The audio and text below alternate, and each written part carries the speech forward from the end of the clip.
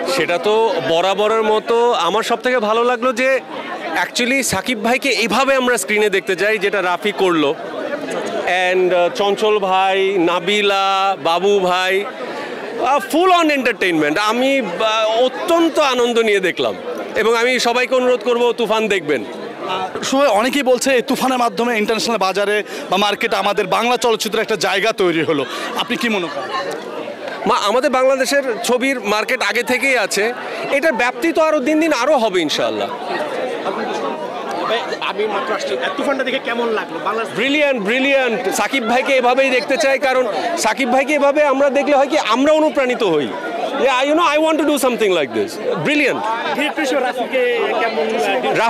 রাফি কৃতিত্বের একটা বড়ই কারণ তো রাফি, কারণ রাফি তো এভাবে নিয়ে আসলো সাকিব ভাইকে।